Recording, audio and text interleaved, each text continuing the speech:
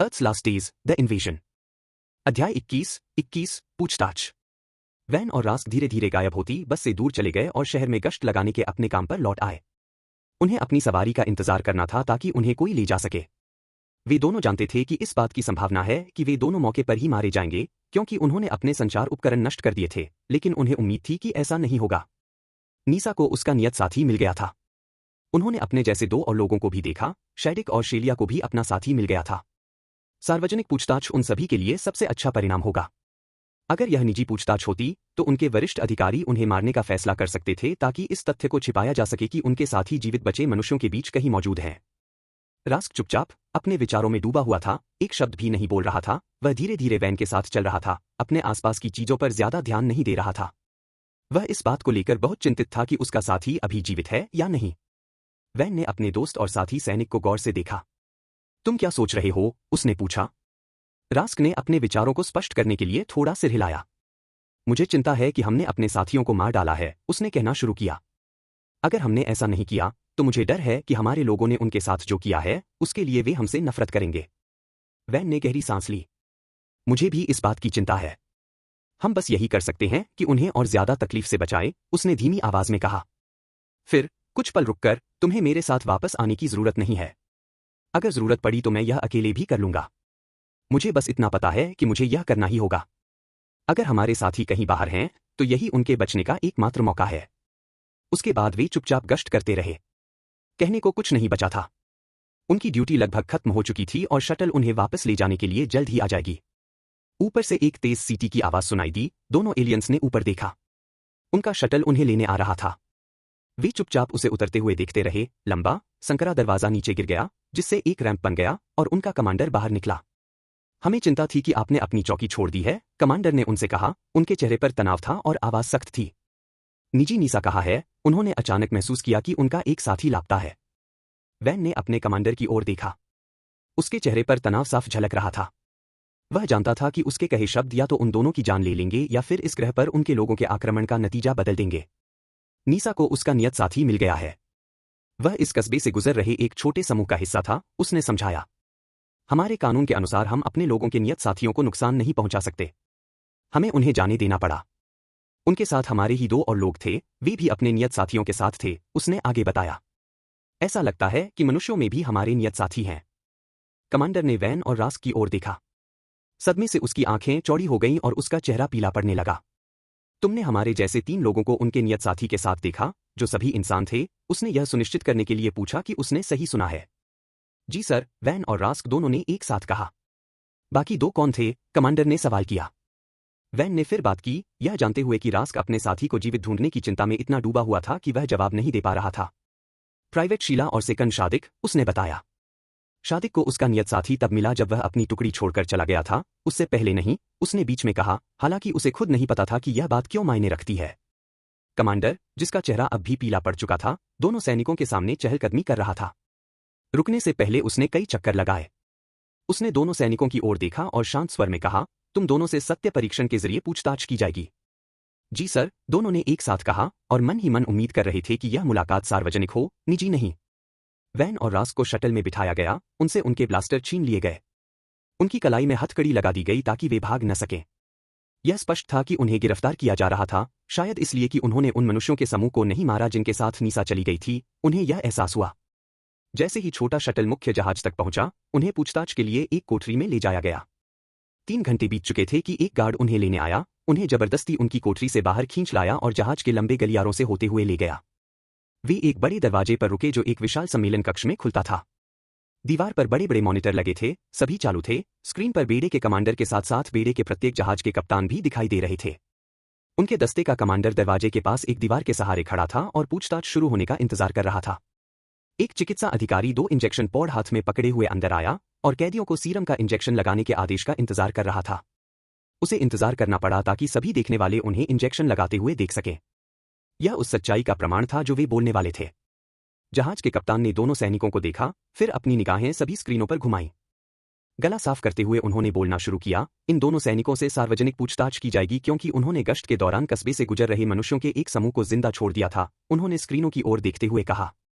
कमरे में चारों ओर से दबी हुई आहें सुनाई दीं। ये आहें मॉनिटरों की ओर से और उनके आसपास खड़े उपस्थित लोगों की ओर से भी आ रही थीं। कप्तान ने चिकित्सा अधिकारी को सिर हिलाकर इशारा किया कि अब समय आ गया है। युवक ने तुरंत रास्क और फिर वैन को इंजेक्शन पॉड से इंजेक्शन लगाया। रास्क और वैन दोनों के चेहरे पीले पड़ गए। कुछ ही क्षणों बाद वे सुस्त पड़ गए और उनकी आंखें बेजान सी हो गईं। बेड़े के कमांडर ने दोनों सैनिकों की ओर देखा और पाया कि सीरम सक्रिय हो गया है। फिर उसने सिर हिलाया। शुरू करो, उसने आदेश दिया। कप्तान आगे बढ़ा, उसके हाथ पीठ के पीछे बंधे हुए थे। सम्मेलन कक्ष की रोशनी में उसका बैज चमक रहा था। अपना नाम और पद बताओ, उसने आदेश दिया। सबसे पहले रास्क बोला। उसकी आवाज एक रस थी। रास्क, सिपाही, गश्ती अधिकारी। इसके बाद वैन की बारी थी। वैन, सिपाही, गश्ती अधिकारी, उसने एक रस स्वर में कहा। कप्तान इधर उधर टहलते हुए उन दोनों सैनिकों को देख रहा था।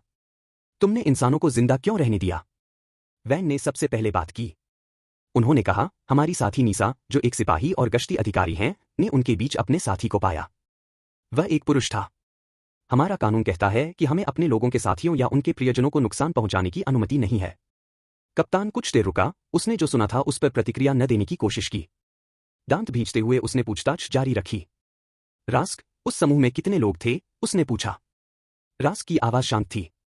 उसने जवाब दिया, हमारी प्रजाति के 2 लोग थे, जिनमें से प्रत्येक के अपने अपने मानव साथी थे। उन 2 साथियों के अलावा 3 और इंसान भी थे। कुल मिलाकर 5 इंसान और हमारी प्रजाति के 3 लोग थे, जिनमें नीसा भी शामिल थी।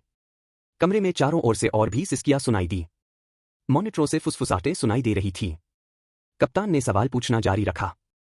उसे सीरम का असर खत्म होने से पहले सवाल खत्म करने थे। बाकी 2 सैनिक कौन थे? उसने वैन से पूछा। शेलिया, सिपाही, गश्ती अधिकारी। शेडिक, सहायक, दस्ते का नेता, वैन ने कहा, उसकी आवाज अभी भी एक रस थी। सिसकियां तेज होती गईं, आंखें सदमे से चौड़ी हो गईं। शेडिक एक उच्च पदस्थ अधिकारी था। इससे इकबालिया बयान और भी चौंकाने वाला हो गया। इसने जानकारी को पुष्ट कर दिया। सीरम के प्रभाव के कारण जो वे सुन रहे थे, उस पर कोई विवाद नहीं हो सकता था। कप्तान ने गहरी सांस ली और फिर बोलना शुरू किया, तुम उनके साथ क्यों नहीं गए? तुमने अपने संचार उपकरण नष्ट कर दिए थे? उसने पूछा। रास्क, जब हमें पता चला कि हमारे लोगों का इस ग्रह के लोगों के साथ नियति से जुड़ा जीवन साथी है, तो हमने अपने संचार तंत्र को नष्ट कर दिया। हम अनजाने में भी अपनी जीवन साथी को नुकसान नहीं पहुंचाना चाहते थे, अगर वह कहीं बाहर मौजूद हो। हमने पहले उनके साथ जाने का फैसला किया, लेकिन फिर अपना इरादा बदल दिया। हमें अपने लोगों को यह बताना जरूरी था कि इस ग्रह के लोगों में हमारा नियति से जुड़ा जीवन साथी है, रास्क ने अपनी नीरस आवाज में समझाया। तुम इसलिए वापस आए ताकि सबको पता चले कि हम सभी को एक इंसान ही अपना जीवन साथी मिल सकता है? कप्तान ने अविश्वास से पूछा। यह जानते हुए भी कि तुम्हें मौत की सजा हो सकती है? हाँ, वैन ने कहा। सभी को यह जानना चाहिए कि हमारे लोग अपने जीवन साथी को मार रहे हैं, उन्होंने कहा। हमारे लोगों ने बहुत पहले ही जीवन साथी खोजना बंद कर दिया था। इसी वजह से हमें संतान पैदा करने में कठिनाई होती है। इसी कारण हमारी नस्ल विलुप्त हो रही है। ये लोग ही हमारी मुक्तिदाता हैं। अगर हम इन्हें अपने जीवन साथियों समेत नष्ट कर देंगे, तो हमारी अपनी नस्ल भी नष्ट हो जाएगी। पूछताछ सार्वजनिक थी। बेड़े का हर अधिकारी देख रहा था। पूरे बेड़े में मौजूद हर व्यक्ति ने रास्क और वैन के इस कबूलनामे को देखा कि मनुष्य नियति से एक दूसरे के साथी है। सत्य निवारक औषधि के प्रभाव के कारण कोई भी इस बात का खंडन नहीं कर सका। यही रास्क और वैन का लक्ष्य था। वैन के आखिरी बयान ने लोगों के दिलों को छू लिया। मनुष्य ही अपनी जाति के उद्धारकर्ता थे। उन्हें नष्ट करने का अर्थ था अपनी ही जाति को मारना। कमरा एकदम शांत हो गया। अभी अभी जो पता चला था, उसका असर साफ महसूस हो रहा था। अब जब सबको पता चल गया था, तो वे दोनों सोचने लगे कि आगे क्या होगा। अध्याय 22, जो और नीसा की घड़ी। सुबह हो चुकी थी और बंकर के भारी लोहे के दरवाजे पर पहरा देने की जो और नीसा की बारी खत्म होने वाली थी। वह रात बेहद असहज थी। जो ने खुद माना कि उसके बगल में बैठी उस अजनबी के प्रति उसके मन में वाकई आकर्षण था। जिस दिन वे मिले थे, उसी दिन उसकी गहरी आंखों में देखते ही उसे यह एहसास हो गया था। वह अपराधबोध के कारण इसे छिपाने की कोशिश कर रहा था। जो को गहरा अपराधबोध सता रहा था क्योंकि उसने अभी अभी अपनी प्रेमिका को खोया था। इसी वजह से वह उस महिला एलियन को यह नहीं बता पाया कि उनके बीच आकर्षण है। उसने दूरी बनाए रखी, न कि घृणा या नफरत की वजह से, बल्कि इसलिए कि उसे अत्यधिक अपराधबोध हो रहा था, मानो वह बहुत जल्दी आगे बढ़ रहा हो, और वह भी उस जाति के किसी व्यक्ति के साथ जिसने उसकी प्रेमिका की मृत्यु का कारण बना था। कैरी उनके लिए नाश्ता लेकर आई थी, जब वे बड़े स्टील के दरवाजे के पास हॉल में छोटे सोफे पर बैठे थे। दोनों चुपचाप खा रहे थे, एक दूसरे से बात नहीं कर रहे थे। उनका काम 4 घंटे तक स्टील के दरवाजे पर पहरा देना था। यह भले ही छोटा बंकर हो, लेकिन यह जरूरी था, वह जानता था, लगातार निगरानी रखना। वे इतने बड़े खतरे में थे कि बंकर के अंदर सुरक्षित समझकर लापरवाही करना उनके लिए ठीक नहीं था। शैडिक और जैक शिकार पर जाने की तैयारी में बड़े दरवाजे की ओर बढ़े। दोनों के पास एक एक ब्लास्टर, धनुष, तीरों से भरा तरकश और एक तेज धार वाला बड़ा चाकू था। उन्हें न केवल शिकार करने के लिए बल्कि शहर के मलबे में छिपे सभी खतरों से खुद को सुरक्षित रखने के लिए भी हथियारों की आवश्यकता थी। जैक ने जो की तरफ देखा। दरवाजे पर खड़े रहो। उसे थोड़ा खुला छोड़ दो और हमारे लौटने का इंतजार करो। अगर हमारे अलावा कोई और दिखे तो दरवाजा बंद करके ताला लगा देना, उसने आदेश दिया। हम जितनी जल्दी हो सके वापस आ रहे हैं। जो ने सिर हिलाया, फिर उठकर विशाल धातु के पहिए को घुमाकर दरवाजा खोला। शैडिक और जैक ने अपने ब्लास्टर बाहर की ओर कर लिए, कहीं कोई बाहर न हो। जब उन्हें यकीन हो गया कि बाहर कोई नहीं है और रास्ता साफ है, तो वे बाहर निकल गए और उस लंबी सुरंग में गायब हो गए जो उनके बंकर के गुप्त प्रवेश द्वार तक जाती थी। जो दरवाजे पर खड़ा था, दरवाजा बस इतना खुला था कि बाहर देखा जा सके। उसने बाहर झांका, उसकी आंखें लंबी सुरंग को स्कैन कर रही थीं। सुरंग पर नजर रखने की जरूरत को जो ने नीसा की ओर न देखने के बहाने के रूप में इस्तेमाल किया, जो सोफे पर चुपचाप बैठी थी और बेहद असहज लग रही थी। अगर आप चाहें तो मैं ऐसा कर सकती हूं, नीसा ने कहा। वह जानती थी कि वह उससे बच रहा है और उसे समझ नहीं आ रहा था कि वह क्या करे। जो को साफ दिख रहा था कि वह असहज महसूस कर रही थी। उसे समझ नहीं आ रहा था कि यह उसकी वजह से था या हालात की वजह से, या फिर उसे लग रहा था कि वह किसी काम की नहीं है। महिलाओं के मामले में वह उन्हें कभी समझ नहीं पाया था। कोई बात नहीं, उसने उससे कहा। उसकी निगाहें लोहे के दरवाजे की दरार से हटी नहीं। जो और नीसा की निगरानी में केवल 40 मिनट बचे थे, तभी बाहर एक जोरदार धमाका सुनाई दिया, फिर छिपे हुए प्रवेश द्वार और बंकर के बीच की संकरी सुरंग में दौड़ते हुए पैरों की आवाज सुनाई दी। दरवाजे की दरार से झांकते हुए उसने देखा कि शैडिक और जैक पूरी रफ्तार से बंकर की ओर दौड़ रहे थे। दोनों तनावग्रस्त और युद्ध से थके हुए लग रहे थे, मानो किसी खूनी लड़ाई से लौटे हों। दोनों आदमी खून से लथपथ थे। जो ने रास्ता छोड़ दिया, जिससे वे दोनों अंदर भाग गए, फिर उसने उनके पीछे दरवाजा जोर से बंद कर दिया और जल्दी से ताला लगा दिया। शोर सुनकर कैरी और शीला कंट्रोल रूम से बाहर निकलकर अपने साथियों की ओर चल पड़ी। दोनों आदमियों को खून से लथपथ देखकर कैरी का चेहरा पीला पड़ गया, फिर गुस्से से लाल हो गया। आखिर हुआ क्या? कैरी फुफकारते हुए अपने भाई और शैडिक की ओर दौड़ी और उन्हें चोटों के लिए देखने लगी। जांच करने के बाद उसने पाया कि वे स्वयं घायल नहीं हुए थे। उसे बहुत राहत मिली। तुम खून से लथपथ क्यों हो? शीला ने जैक और शैडिक की ओर देखते हुए शांत स्वर में पूछा। वहां क्या हुआ था? दोनों आदमियों के सांस लेने के बाद जैक ने पहले बात की। यह हमारा खून नहीं है, उसने उन्हें आश्वस्त किया। हम शिकार कर रहे थे और हमें एक बड़ा जानवर मिला। यह एक हिरण था, नर हिरण। यह पहाड़ से नीचे भटक गया होगा। हमने उसे पकड़ा और वापस लाने लगे। एक गश्ती नौका हमारे ऊपर से गुजरी। जाहिर है वे अभी भी इस कस्बे में गश्त कर रहे हैं। हम शव के नीचे छिप गए, नौका से बचने की कोशिश कर रहे थे। उनके चले जाने के बाद हम हिरण को वापस लाने लगे, लेकिन गश्त पर मौजूद तीनों ने हमें देख लिया और हम पर गोलियां चलाने लगे। हमें हिरण को वहीं छोड़ना पड़ा। हम गोलियों से भाग नहीं सकते थे और इतना बड़ा जानवर नहीं ले जा सकते थे, उसने बताया। शैडिक ने अपने साथ रखा चमड़े का थैला निकाला।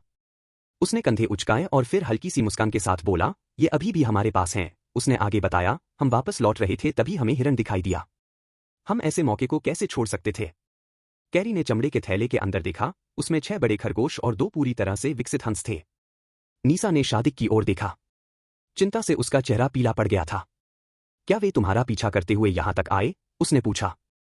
उन्होंने तुम्हें देखा और फिर भी तुम पर गोली चलाई। उसे विश्वास नहीं हो रहा था कि उनके अपने ही लोग शादिक को देखने के बाद पहले गोली चलाएंगे और बाद में सवाल पूछेंगे, जबकि शादिक उन्हीं में से एक था। हमें नहीं पता कि वे हमारा पीछा कर रहे थे या नहीं, हम बस भाग गए, जैक ने शैडिक की ओर से जवाब दिया।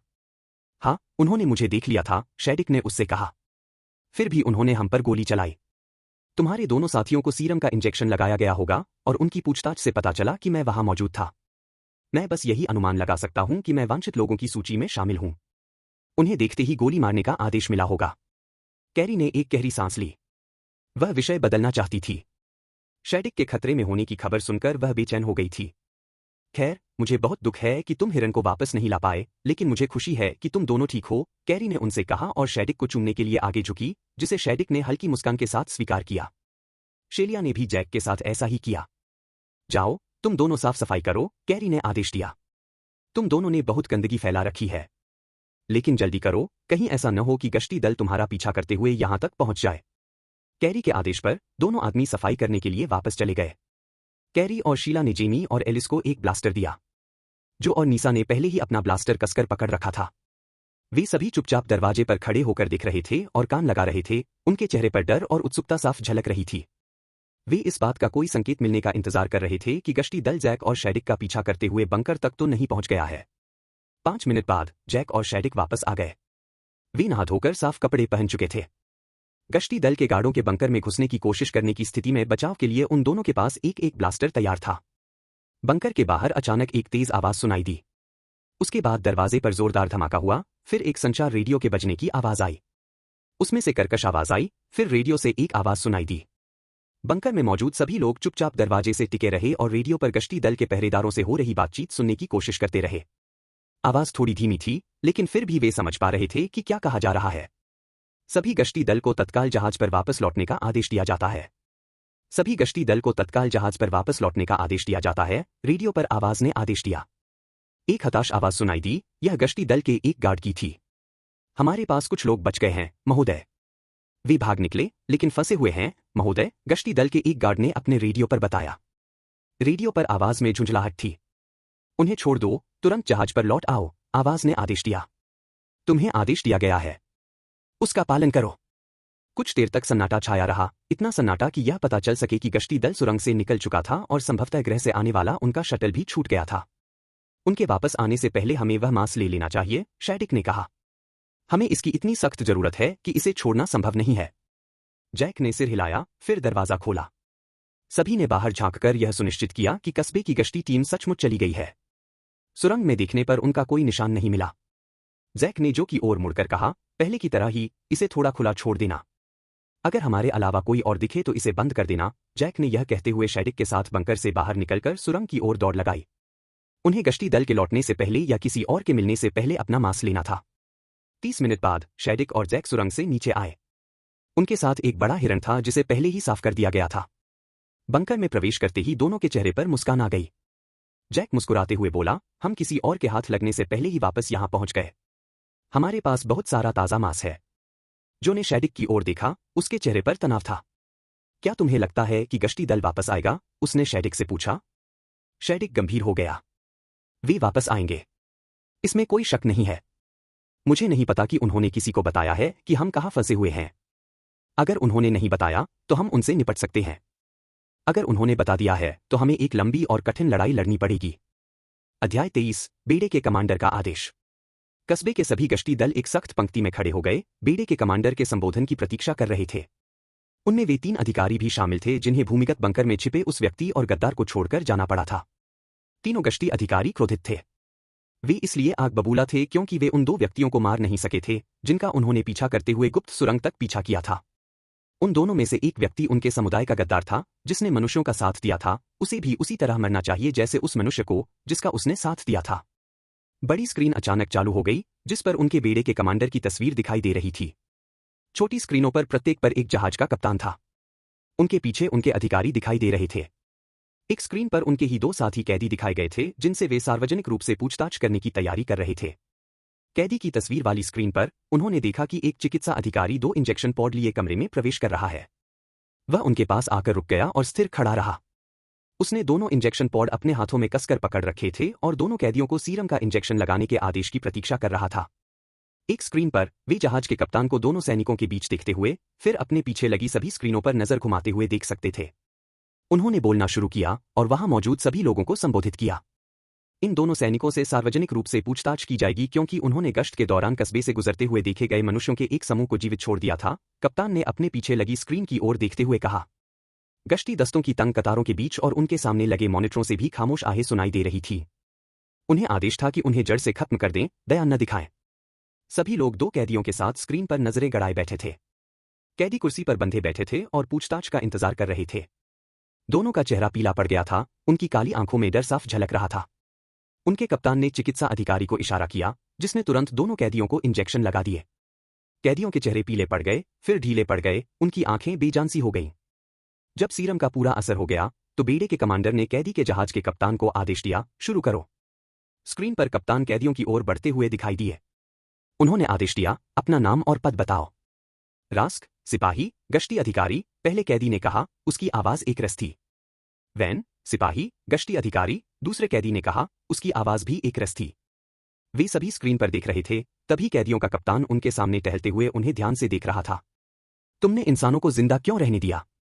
वैन नाम के व्यक्ति ने सबसे पहले बात की। उसने कहा, हमारी साथी नीसा, जो एक सिपाही और गश्ती अधिकारी है, ने अपने साथी को उनके बीच पाया। वह एक पुरुष था। कानून कहता है कि हम अपने लोगों के साथियों या उनके प्रियजनों को नुकसान नहीं पहुंचा सकते। रास्क, उस समूह में कितने लोग थे? कप्तान ने दूसरे कैदी की ओर मुड़ते हुए पूछा। रास्क की आवाज स्थिर थी। हमारी प्रजाति के 2 लोग थे, जिनमें से प्रत्येक का अपना मानव साथी था। उन 2 साथियों के अलावा 3 अन्य मनुष्य भी थे। कुल 5 मनुष्य और हमारी प्रजाति के 3 लोग, जिनमें नीसा भी शामिल थी, उसने कहा। दस्तों की तंग संरचना के आसपास और साथ ही कई मॉनिटरों से भी और अधिक सिसकने की आवाजें सुनाई दी। कप्तान ने सवाल पूछना जारी रखा। उसने वैन से पूछा, बाकी 2 सैनिक कौन थे? शेलिया, सिपाही, गश्ती अधिकारी।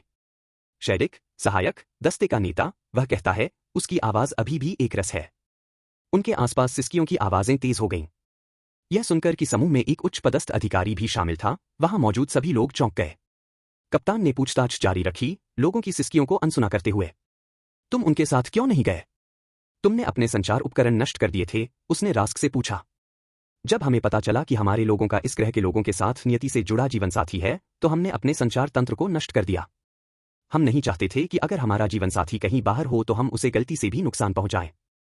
पहले तो हम उनके साथ गए, लेकिन फिर हमने अपना इरादा बदल दिया। हमें अपने लोगों को यह बताना जरूरी था कि इस ग्रह के लोगों में हमारा नियति से जुड़ा जीवन साथी है, रास्क ने अपनी नीरस आवाज में समझाया। तुम इसलिए वापस आए हो ताकि सबको पता चले कि हम सभी का जीवन साथी कोई इंसान हो सकता है? कैदी के कप्तान ने पूछा। उसकी आवाज में अविश्वास झलक रहा था। हाँ, वैन ने बिना किसी झिझक के कहा।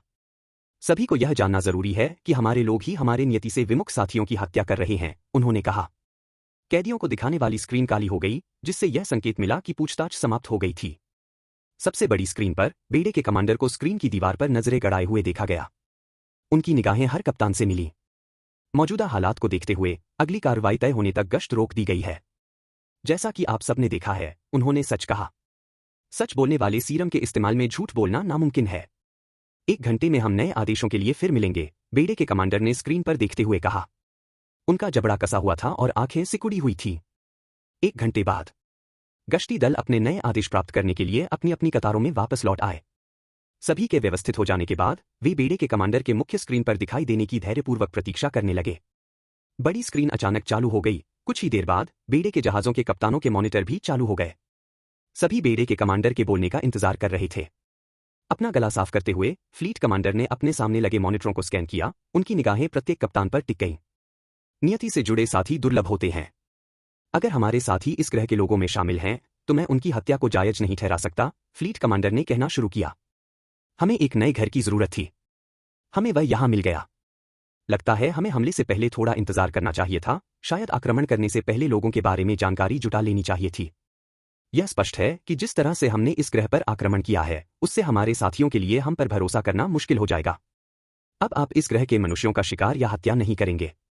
हम उन विषैले मनुष्यों को खत्म करने में मदद करेंगे जो स्वस्थ आबादी को नष्ट कर रहे हैं, ताकि बचे हुए लोगों को और नुकसान से बचाया जा सके। हम उनके लिए शहरों का पुनर्निर्माण भी शुरू करेंगे। मुझे पता है कि इस ग्रह के मनुष्यों का विश्वास जीतना मुश्किल होगा। हमें कोशिश करनी होगी। बचे हुए मनुष्य शायद हमला करेंगे, यह सोचकर कि हम उन्हें और नुकसान पहुंचाना चाहते हैं। कोशिश करें कि उनमें से किसी को भी और चोट न पहुंचाएं। उन्होंने निष्कर्ष निकालते हुए कहा, हमारे सामने अभी लंबा रास्ता है। हमारा लक्ष्य अब पीड़ितों की मदद करना और शहरों का पुनर्निर्माण करना है।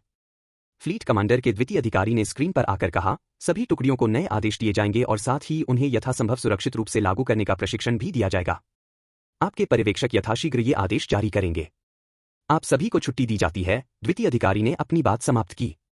स्क्रीन काली हो गई और दस्ते के अधिकारी अपनी सख्त संरचनाओं को तोड़कर छोटे छोटे समूहों में खड़े हो गए और जो कुछ खोजा गया था उसके बारे में बात करने लगे। ग्रह के लोगों की मदद करने के दायित्व के चलते सभी को मारे जाने का डर सता रहा था। वे सब जानते थे कि मनुष्य यह नहीं जान पाएंगे कि वे उनकी मदद कर रहे हैं, उन्हें मार नहीं रहे हैं। सभी टुकड़ियों को पता था कि मानव बचे हुए लोगों के संपर्क में आने पर उन्हें अतिरिक्त सावधानी बरतनी होगी। उस छोटे कस्बे के तीनों अधिकारी, जिन्होंने सुरंग में उन दोनों का पीछा किया था, चुपचाप एक छोटे से घेरे में खड़े होकर अपने आसपास के लोगों को देख रहे थे। वे सभी की चिंताओं को महसूस कर सकते थे। तीनों में सबसे लंबे व्यक्ति ने कहा, मुझे लगता है कि हम उन 2 लोगों से बात करने की कोशिश कर सकते हैं जिनका हमने पीछा किया था। उसके लंबे हाथ पैर उसकी छाती से चिपके हुए थे। अगर वे हमसे बात करेंगे तो शायद हम उनसे मदद ले सकें। मुझे शक है कि वे हमारी बात सुनेंगे, महिला ने धीमी आवाज में कहा। अगर मैं उनकी जगह होती तो मैं हमारी बात नहीं सुनती। हमने उन्हें मारने की कोशिश की। मुझे नहीं लगता कि वे सुनेंगे। मुझे लगता है कि वे हमें देखते ही गोली मार देंगे। अगर हम उन्हें अपनी बात सुनने के लिए मना लें, तो वे यह बात फैला सकते हैं कि हम अब किसी को नुकसान पहुंचाने के लिए यहाँ नहीं हैं। मैं अपनी साथी को ढूंढना चाहता हूं। मान लीजिए वह इंसानों के बीच है। मैं उसे मारना नहीं चाहता क्योंकि वह मुझ पर हमला कर रही है, यह सोचकर कि मैं उसे नुकसान पहुंचाने आया हूं, सबसे लंबे व्यक्ति ने फिर कहा। अंततः दूसरे व्यक्ति ने बोलना शुरू किया। मुझे लगता है कि इसे आजमाना चाहिए। अगर वे इसे व्यापक स्तर पर फैला सकें, तो इससे कुछ जानें बच सकती हैं। तीनों एक साथ उस विशाल जनसमूह से बाहर निकले और उन अनेक समूहों के बीच से होकर गुजरे जो इस संभावना पर चर्चा कर रहे थे कि उनके साथी कहीं बाहर मौजूद हो सकते हैं। वे उन समूहों के बीच से भी गुजरे जो उन लोगों की मदद करने के खतरों पर बात कर रहे थे जिन्हें उन्होंने इतना नुकसान पहुंचाया था। अपने बेड़े के कमांडर के उद्देश्य बदलने के फैसले से बहुत कम लोग असहमत थे। उन्हें सबसे ज्यादा डर इस बात का था कि मनुष्यों का विश्वास जीतने के इस बदलाव के दौरान उन्हें किन संघर्षों का सामना करना पड़ेगा। तीनों गश्ती अधिकारियों के पास एक योजना थी। वे शायद उन दो लोगों से मदद ले सकें जिनका वे पीछा कर रहे थे, लेकिन केवल तभी जब वे दोनों उन्हें पहले ही न मार डालें। अध्याय 24 मदद मांगना। कस्बे की टीम वर्निसा, कीर्न और ज़ेंट गुप्त सुरंग से होते हुए छिपे हुए बंकर तक पहुंची। वही सुरंग जिसमें उन्होंने इंसान और एलियन का पीछा किया था। अपने ब्लास्टर होल्स्टर में छोड़कर उन्होंने एक बड़े पत्थर से धातु के बड़े दरवाजे पर दस्तक दी।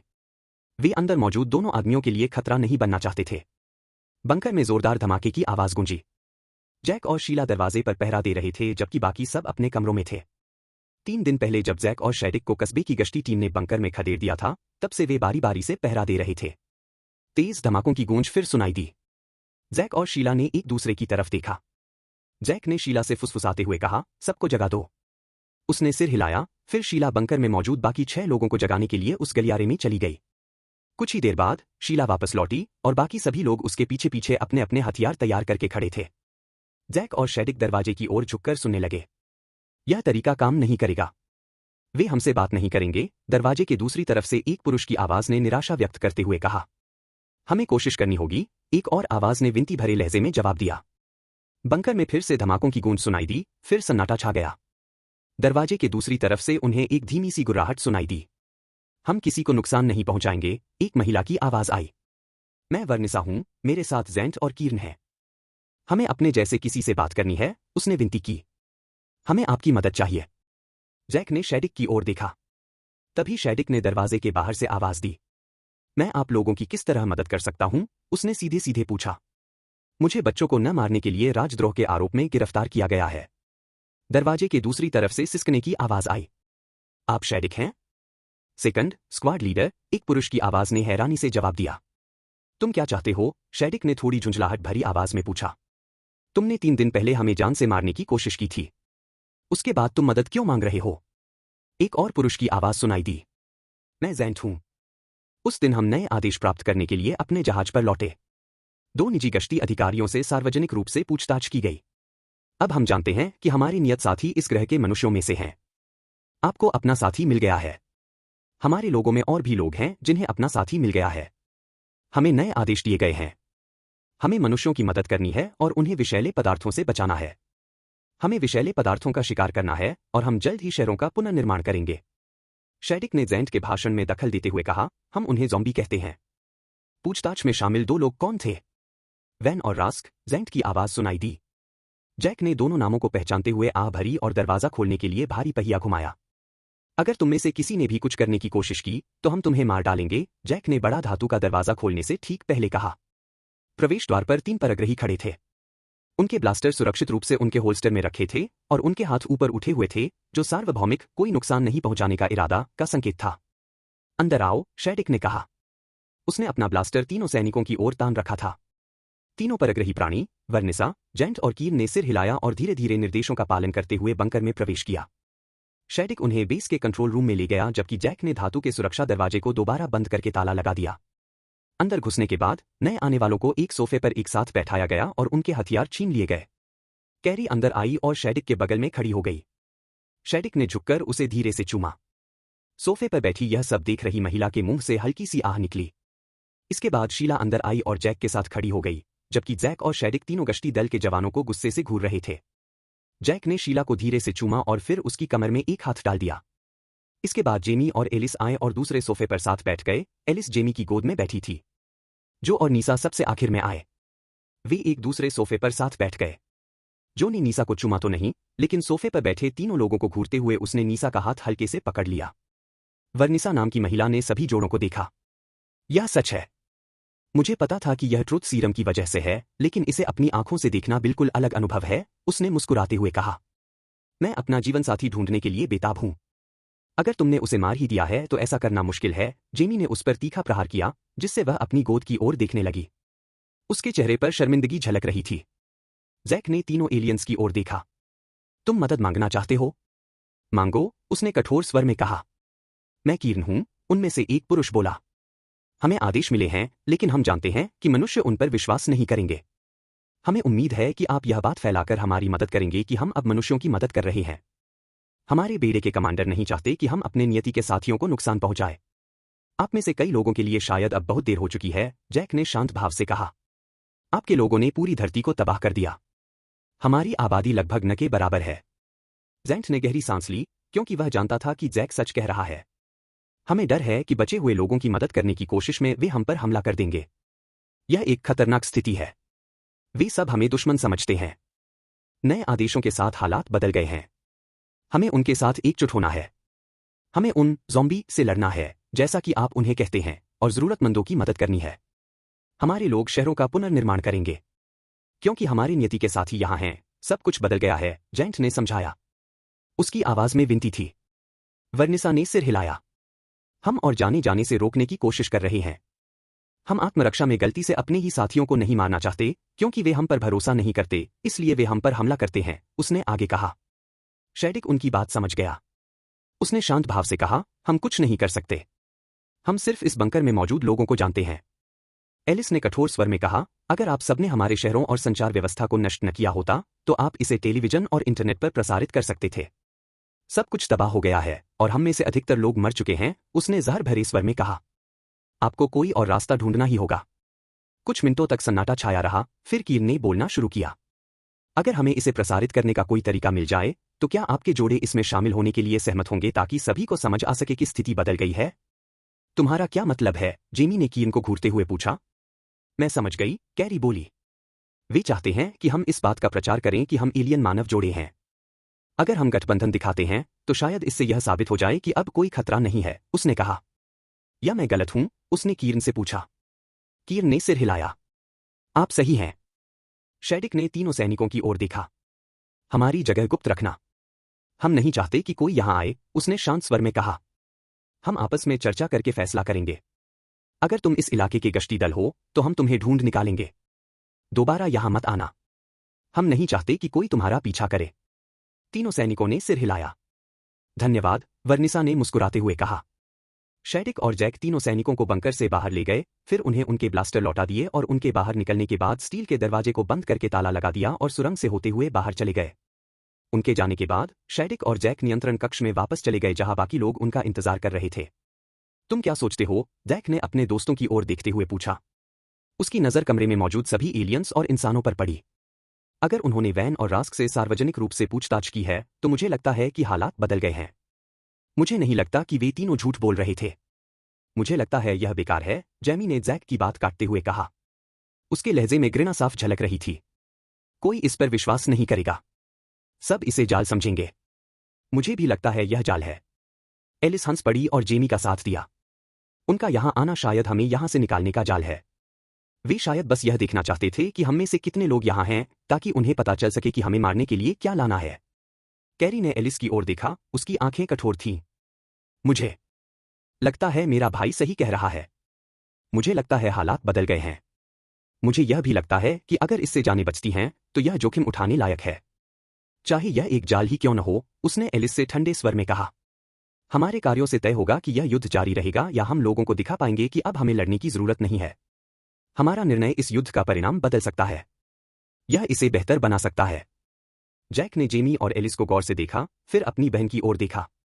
मैं समझौता कर सकता हूं। मुझे लगता है हमें कोशिश करनी चाहिए, लेकिन मुझे यह भी लगता है कि हमें इस पर चर्चा करनी चाहिए और अपनी सुरक्षा के लिए कई संभावित स्थितियों की योजना बनानी चाहिए। हमें संभावित जाल के लिए भी योजना बनानी चाहिए, और यह भी कि अगर जाल निकला तो क्या होगा। अगर हम कई संभावित स्थितियों के लिए योजना बनाते हैं, तो अगर यह जाल निकला भी तो हमारे बचने की संभावना बहुत अधिक होगी। कमरे में मौजूद सभी लोगों ने सहमति में सिर हिलाया और फिर उन्होंने योजना बनाना शुरू कर दिया। अध्याय 25 जेंट का साथी। तीनों एलियन छिपे हुए सुरंग से होते हुए गुप्त बंकर से दूर चले गए। उन्हें बचे हुए लोगों तक संदेश पहुंचाने का कोई रास्ता ढूंढना था। हालांकि अगर उन्हें कोई रास्ता मिल भी जाता तो वह कारगर नहीं होता। इंसान शायद उसे जाल समझ लेते। इस बीच वे गश्त लगाते, जहरीले जीवों को मारते और खुद को मारे बिना रास्ते में मिलने वाले किसी भी मानव जीवित व्यक्ति की मदद करने की कोशिश करते। उन्हें शादिक द्वारा बताए गए उनके नामों से अच्छा लगा। किसी तरह यह नाम उन पर फिट बैठता था। जॉम्बी एक सटीक वर्णन था। कीन बाकी दोनों से आगे चलते हुए इलाके का जायजा ले रहा था। शहर की भूमिगत सुरंग प्रणाली के पास एक हलचल ने उसका ध्यान खींचा। उसने हवा को सूंघा, यह देखने की कोशिश करते हुए कि कहीं कोई जॉम्बी तो नहीं है। लेकिन वह जॉम्बी नहीं था। वहां कोई है। मैं यह नहीं बता सकता कि वह हमारा है या इंसान, उसने दूसरों से कहा। तीनों एलियन सावधानीपूर्वक सुरंग प्रणाली के प्रवेश द्वार की ओर बढ़े, उनके हथियार तैयार थे। जैसे ही वे प्रवेश द्वार पर पहुंचे, एक तेज चीख सुनाई दी। एक लड़की उनकी ओर दौड़ती हुई आई, उसके हाथ में चाकू था। जेंट और कीन ने झटपट उसके हथियार छीन लिए और पूरी कोशिश की कि लड़की को जरा भी चोट न लगे। इंसानी उम्र के हिसाब से वह 18 साल की लग रही थी। वे पक्का नहीं कह सकते थे। उसकी फटी हुई जीन्स और हाइकिंग बूट्स धूल मिट्टी से सने हुए थे। आराम से कीन ने धीरे से उस नन्हे इंसान के कान में फुसफुसाया। हम तुम्हें चोट नहीं पहुंचाएंगे, उसने अपनी आवाज को कोमल रखने की कोशिश की। लड़की ने लात मारी, बेताब होकर भागने की कोशिश की। और फिर ऐसा हुआ। उसकी नजर जेंट से मिली। अपनी इच्छा के विरुद्ध वह शांत हो गई, उसकी आंखें जेंट से हटी नहीं। कीन ने जेंट की सांस फूलने की आवाज सुनी। मेरी साथी, जेंट ने फुसफुसाया, इतनी धीमी आवाज में कि उन्हें मुश्किल से सुनाई दिया। जेंट कीन के पास जाकर बैठ गया और झुककर लड़की को देखने लगा। उसने धीरे से पूछा, तुम्हारा नाम क्या है? कीन और वर्निसा चुपचाप उसे देखती रहीं। यह लड़की जेंट की नियति की साथी थी। उन्हें उम्मीद थी कि उन्हें भी अपनी नियति मिल जाएगी। लड़की ने मुश्किल से अपनी बात कही। वह वहीं जम गई थी, उसकी निगाहें जेंट पर टिकी हुई थीं। टीना हिक्स, उसने धीमी आवाज में कहा। उसकी निगाहें अब भी जेंट से नहीं हट रही थीं। हम तुम्हें नुकसान नहीं पहुंचाएंगे, उसने धीरे से उससे कहा। हमें बचे हुए इंसानों की मदद करने का आदेश मिला है। हमारे साथी तुम्हारे लोगों में से हैं। ऐसा लगता है कि तुम मेरी हो, उसने नरमी से उससे कहा। लड़की अचानक छटपटाने लगी और उठने की कोशिश करने लगी। कीन ने उसे बैठने में मदद की, लेकिन उसे कसकर पकड़े रखा ताकि वह भाग न जाए। अपनी महिला को ले जाओ, उसने जेंट से कहा। जेंट ने कीन से टीना को छीन लिया और उसे अपनी ओर खींचकर अपने करीब कर लिया। टीना ने थकी हुई निगाहों से उसे देखा, लेकिन दूर जाने की कोशिश नहीं की। जेंट मुस्कुराया ताकि वह डर न जाए। उसने ऊपर उसकी ओर देखा, उसकी हरी आंखें चाहत से गहरी हो गईं। क्या तुम अकेली हो? उसने धीरे से पूछा। अगर तुम चाहो तो मेरे साथ वापस आ सकती हो। मैं तुम्हें मजबूर नहीं करूंगा, लेकिन मैं यह सुनिश्चित करना चाहता हूं कि तुम जहां भी रहो, सुरक्षित रहो, उसने उसकी हरी आंखों से उसके चमकीले लाल बालों की एक लट हटाते हुए कहा। उसे उसकी हरी आंखें बहुत प्यारी थीं। टीना ने एक बार फिर गहरी सांस ली और कुछ नहीं बोली। उसकी निगाहें जेंट पर टिकी रहीं। उसकी नजरें जरा भी नहीं हटीं। उसे नजरें हटाना मुश्किल लग रहा था। जेंट ने आह भरी। हम तीनों को इस इलाके में तैनात किया गया है। तुम हमारी निगरानी कर सकती हो। हम तुम्हें नुकसान नहीं पहुंचाएंगे, उसने धीरे से उसके बालों को सहलाते हुए कहा। उसने धीरे से उसे छोड़ा और खड़ा हो गया, अब उसे छू नहीं रहा था। उसे तुरंत ही उसकी कमी महसूस हुई। उसे भी। टीना जमीन पर बैठी रही और ऊपर उसकी ओर देखती रही। जेंट झुका और धीरे से उसे उठाकर खड़ा किया, फिर उसे छोड़ दिया। उसे यकीन नहीं था कि वह भागेगी या नहीं। उसने उम्मीद की कि वह न भागे। उसे जबरदस्ती करना ठीक नहीं लग रहा था। जेंट ने अपना हाथ आगे बढ़ाया, यही निर्णायक क्षण था। क्या तुम हमारे साथ आओगे? उसने नरमी से पूछा। हम तुम्हें मजबूर नहीं करेंगे। टीना ने उसकी ओर देखा, उसकी आंखों में स्पष्ट दुविधा थी। वह उसका हाथ थामना चाहती थी, लेकिन उस पर भरोसा नहीं कर पा रही थी। उसके लोगों ने उसके लोगों के साथ जो किया था, उसके बाद वह उसे दोष नहीं दे सकता था। उसका चेहरा अचानक लाल हो गया, फिर वह मुड़ी और सुरंगों में दौड़ पड़ी, उनकी नजरों से ओझल हो गई। जेंट ने निराशा से अपना हाथ धीरे धीरे पीछे खींच लिया। वह जमीन की ओर घूरने लगा। तुम्हें वो फिर मिल जाएगी, कीर ने उसके कंधे पर हाथ रखते हुए कहा। ये हमारी गश्त है। हो सकता है वो फिर बाहर आ जाए। जेंट ने धीमी आवाज में कहा, मेरी साथी मुझे नहीं चाहती थी। वह मेरे साथ नहीं रहना चाहती क्योंकि हमारे लोगों ने जो किया है, उसकी वजह से। निराशा से जूझते हुए जेंट मुड़ा और चुपचाप चला गया। सुरंग के प्रवेश द्वार पर आखिरी नजर डालने के बाद वर्निसा और कीर्न उसके पीछे पीछे चले गए।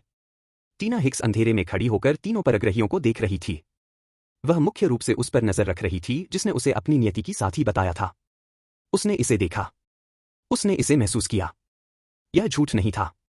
उसके मन में हर तरफ से यही इच्छा थी कि वह मुड़कर उसकी ओर दौड़ पड़े, लेकिन वह ऐसा नहीं कर सकती थी।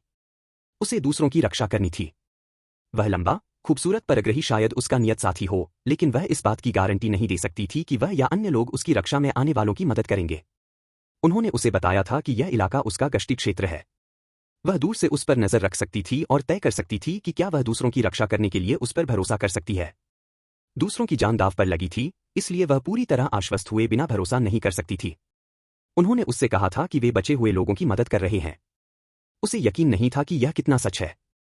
वह उम्मीद कर रही थी कि यह सच हो। वह डर के मारे भागते भागते थक चुकी थी।